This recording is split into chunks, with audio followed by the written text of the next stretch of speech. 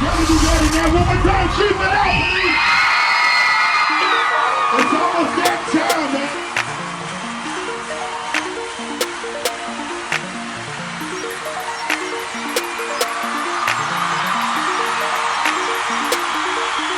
We in the club, we in the club. Nothing but bottles and bitches is on us. They show me love and dap me up. When I know they really hating on us. What I do? Had to turn up for the team, had to turn up for the team, had to turn up, had to turn up for the team, had to turn up for the team, had to turn up, had to turn up for the team, had to turn up for the team, had to turn up, had to turn up for the team, had to turn up for the team. Shit, I had to turn up. Woo! Grew up in a rough neighborhood, man, you know what I mean? It was crazy, you know what I mean? Drug dealers, fighting, shooting, you know what I mean? All kind of shit that a child wasn't supposed to see. You know what I'm talking about? So I had a hard little childhood. I ain't even have a childhood, if that's what you want to call it. But as far as the rap, it was my cousin. It was like the summer of 2004, I want to say. Yeah, 2004. Yeah, I just dropped the mixtape, Potent Thoughts. And so my grandpa, he picked us up from Austin, you know what I'm saying? And we was going down to Galveston. And he played that shit, and it just changed my whole thinking about just music. And I just wanted to rap from then on. Coming into music, I was really born into music. You know, my family was in music. My mother, she sang in a choir. My grandma, she sung in a choir. My father, he was playing instruments. He was on the piano, keyboard. You know, it just really went down the line. And as I grew up in music, I started to have that love. And I began playing instruments, you know, as in drums and stuff like that. And I started falling more in love with music. And I started recording at 13, actually. First time I fell in love with hip hop, man, I think I was like 8. Yeah, my mom was playing Tone Loc, and just started jamming to it. And ever since then, I've liked it, stuff like that. My passion for music always came from like my household. My mom, she played a lot of Mary J, a lot of R&B. You know, I wasn't really too much brought up on the rap until later on down the line, and that was because of me. You know, I wanted to venture off and listen to something new. As I grew up, I started getting more in tune with music. I started listening to people like Pop, Biggie, Big Daddy Kane, LL Cool J, you know, Run DMC, you know, catching the BET music videos back in the day, The Basement, you know, I was all up on that. People that inspired me to rap, you know what I mean, was Warren G, Master P, you know what I'm saying, Fat Pat, you know what I'm saying, like real gangster. One of my first CDs I ever owned was Eazy-E. And back in the day, that was crazy. I remember sitting there jamming with my homeboys down the block and stuff like that. And I don't know, kind of took off from there.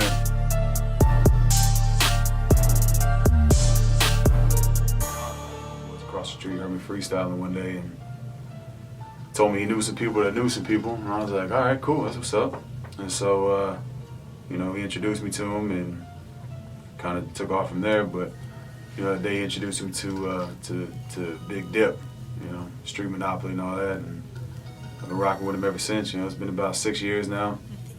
You know, it's been a long time. Gone through a lot of stuff, a lot of struggles, and a lot of ups and downs, a lot of shows, a lot of development. One thing led to another, to the point where I signed with Street Monopoly, and then from Street Monopoly, it was crazy. It just went from there.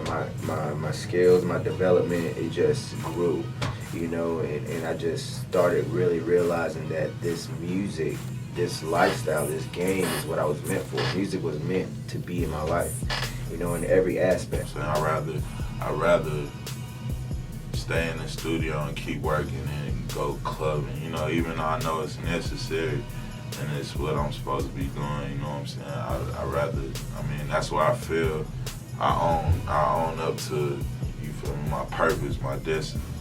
If I'm in the studio, that's me, you know what I'm saying? It's all me, so. Turning for the team, that would probably be one of my most memorable shows. It was just because the way that me and my squad, you know what I mean, the way that we vibe with each other, man, and get each other's energy, and I mean, we connect, you know what I mean, and when we on stage, it's just like we killing. Ain't nothing in front of us, ain't nobody with us, it's us, you know what I mean, and that's just what it is. I mean, yeah. So, yeah, it would have to be turn up for the team. Turn up for the team. Turn up for the team was pretty crazy.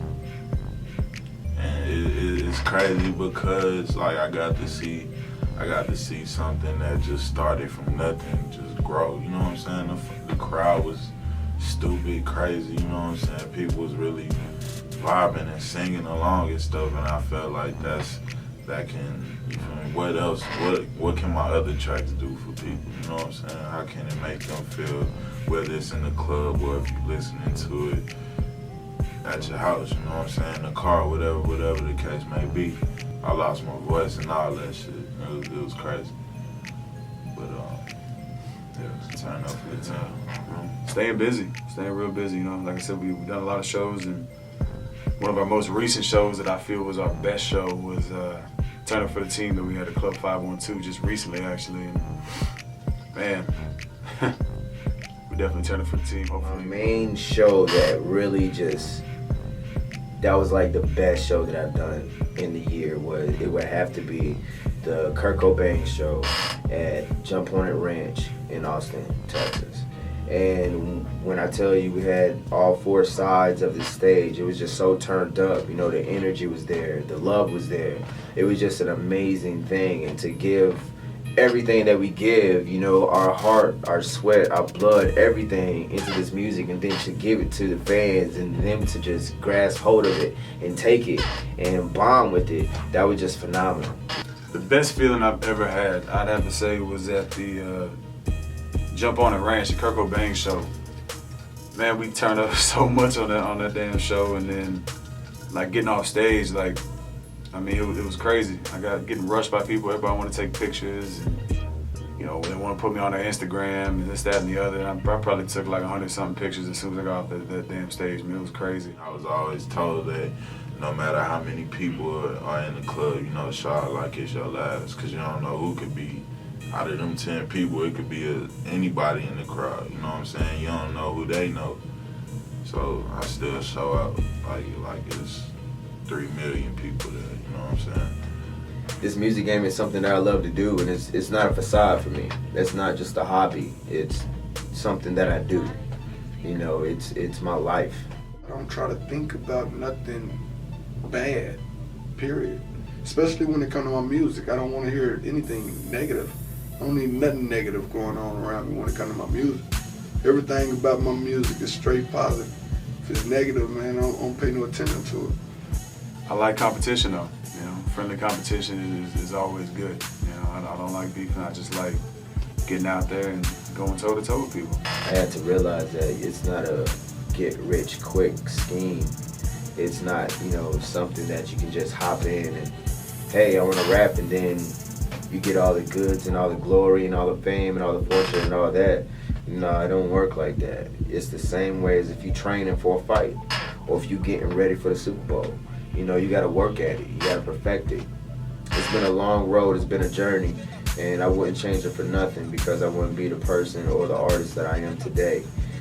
I feel that my music can be for everybody. I feel it could be anywhere. Europe, Mars, all that. You know what I'm saying? So as far as my music goes, I want that shit to go far. Just the overall feeling of it and realization of, like, you know, people are noticing, people are seeing what I'm doing, and, you know, I've come a long way since I first started, and I never realized it until that night. That's when it finally hit me. It all paid off, and it's still paying off. You know, I'm not made yet. I'm not living the grand life, but I know that, you know, through time and dedication and through everything that I've learned over the years, that anything can be accomplished. It's crazy. Come a long way in such a short time, you know.